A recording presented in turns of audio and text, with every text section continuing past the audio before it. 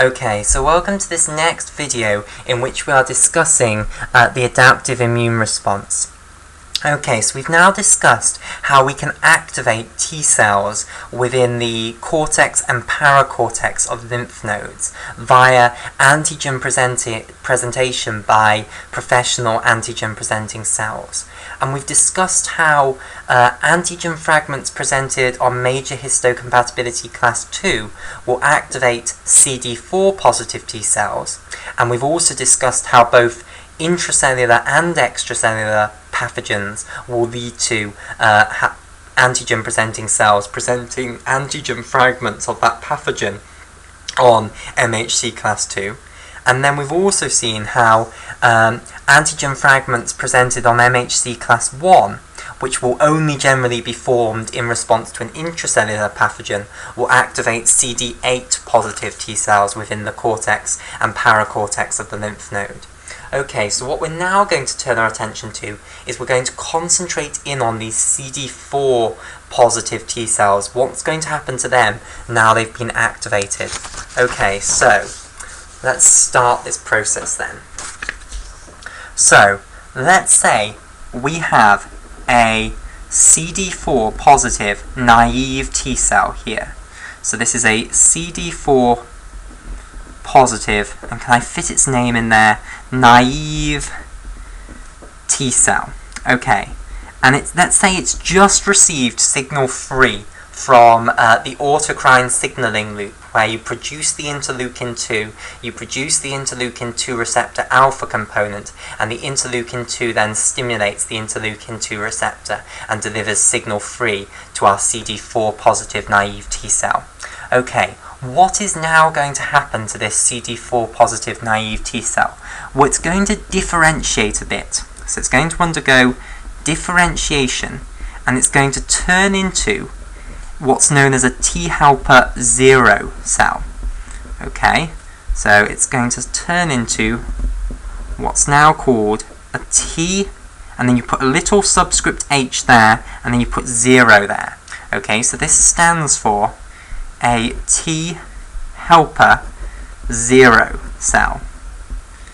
Okay, now what is going to happen then is once it's differentiated into this type of cell, it's going to divide very rapidly. So it's going to undergo proliferation, and it's going to divide from being one T helper 0 cell into being many T helper 0 cells. So let's show this happening here. So I think if I draw 3, then you'll get the message. It's obviously going to divide thousands, if not millions of times. It's going to make a huge, great population of these TH0 cells. Well, it's not going to divide thousands of times, sorry. It's going to divide to make thousands. Of course, you don't need to divide thousands of times in order to make thousands of cells, because it's an exponential thing. Once you've divided into 2, then both of those can divide into 2. So you'll go from 1 to 2 to 4 to 8 to 16 to 32, and you'll get to 1032, I think, by around 10 steps.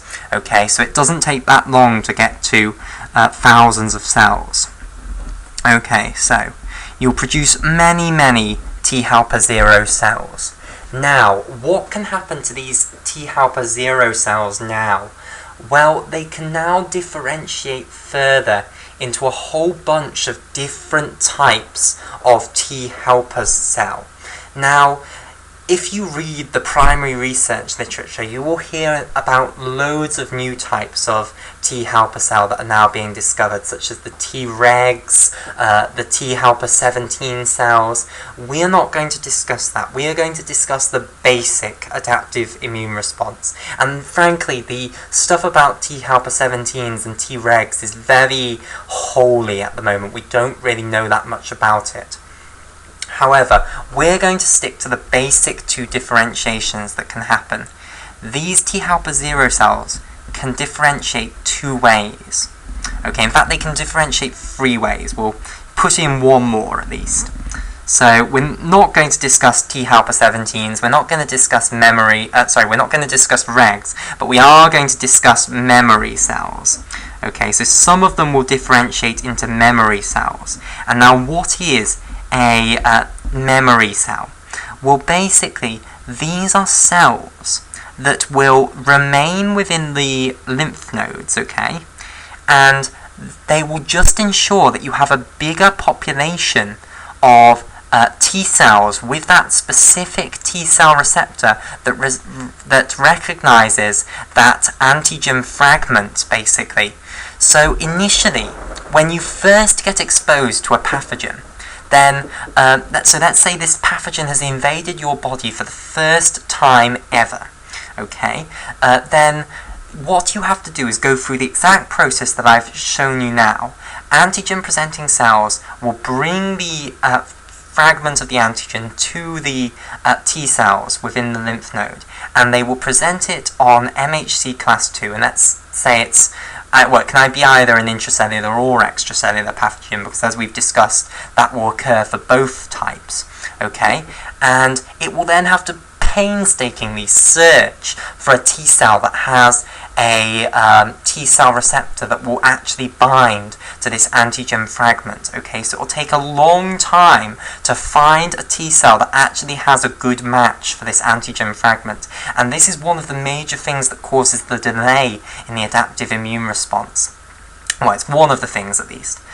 Whereas, if you get exposed to it the second time, what will happen is that when those antigen-presenting cells bring the antigen to the lymph nodes, it's going to find a T cell with a complementary receptor to that antigen fragment much quicker. And the reason is that the number of T cells that do have a T cell receptor that can bind to that antigen fragment has gone up, and the reason is that you're going to produce a huge number of these memory cells, which you are going to leave within the cortex and paracortex of the lymph node, and these will be sitting there waiting for their secondary infection, for a second attack by this pathogen. And basically it will mean that you've got a much bigger population of T cells waiting, CD4 positive T cells waiting in the cortex and the paracortex, which have a T cell receptor which can bind to that antigen fragment. So basically you'll get that initiation of the T cell response much quicker. In addition, these memory cells require less activation in order to initiate their activation than did the original naive CD4 positive T cells. So remember, the initial naive CD4 positive T cells required not only the antigen fragment to be presented in MHC class 2, but they also required the co-stimulatory molecules. They required CD40 and either B7.1 or B7.2. These memory cells will only require the they'll only require the antigen fragment presented on MHC class 2.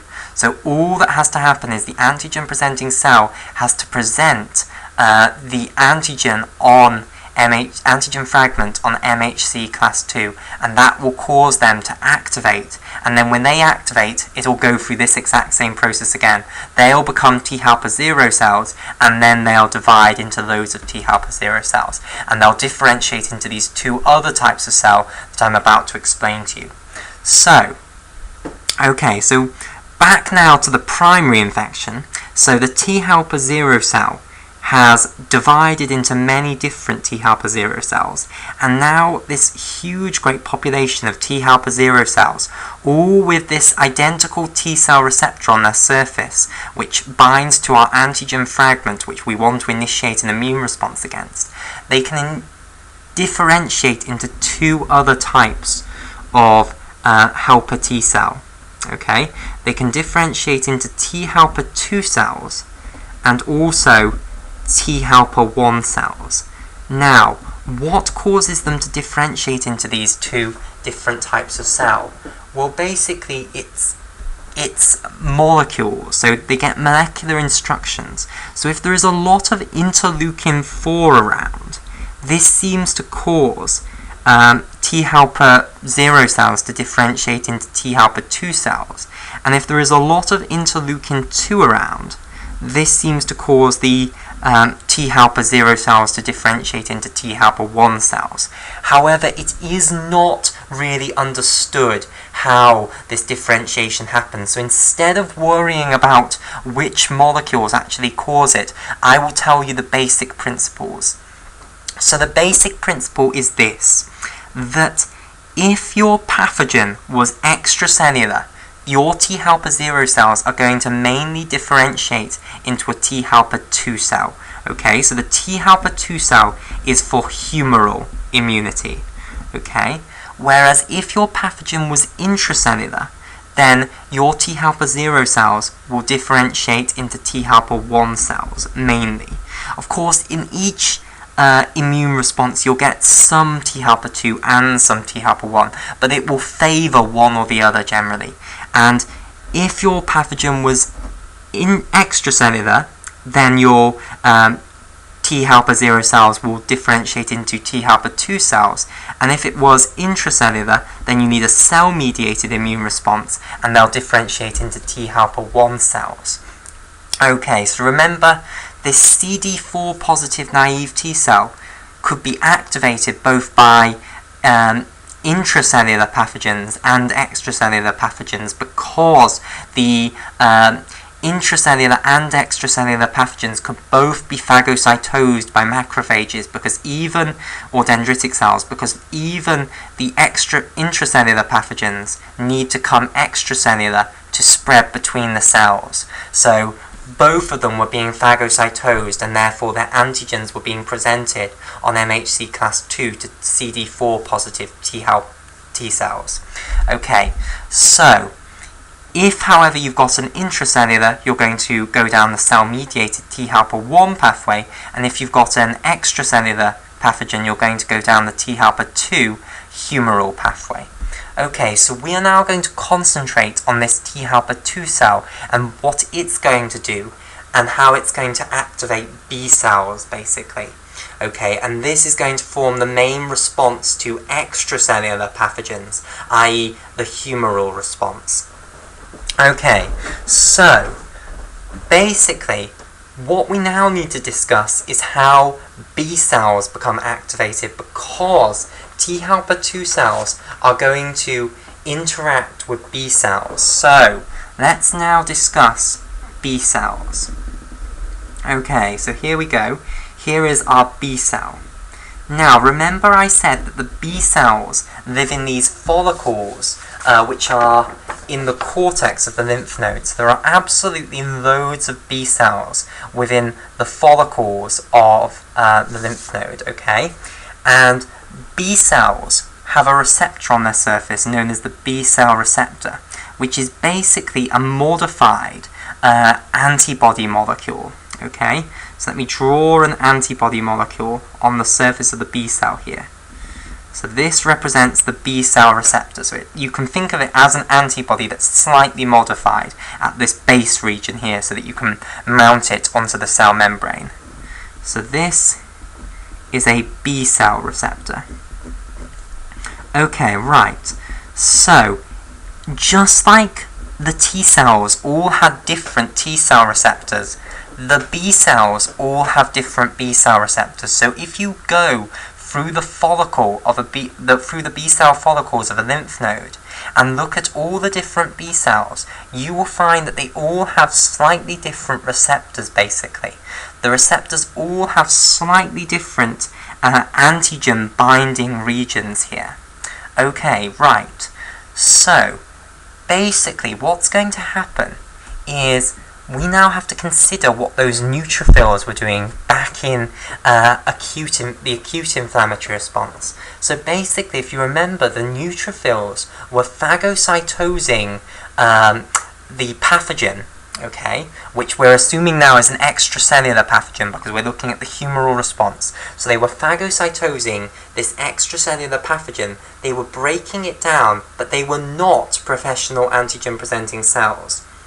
Instead, they were just breaking down the proteins of the extracellular pathogen, and they were chucking them out into the interstitial fluid.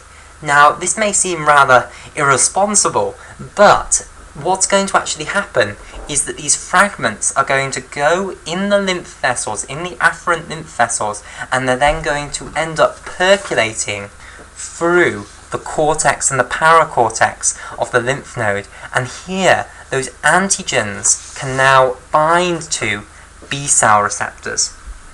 Okay, so antigens here on the surface of the, antigens from the lymph can now bind to B cell receptors. Okay, so this is an antigen, and I want to stress that this might not actually be an antigen fragment anymore. This might be the full antigen.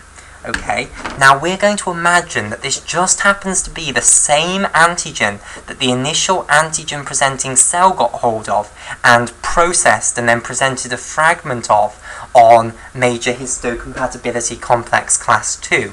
Okay, so this is this same antigen, okay, and it's now percolated through the B cell follicles, and it's just happened to find a B cell which has a specialized B cell receptor that just happens to be complementary to this antigen.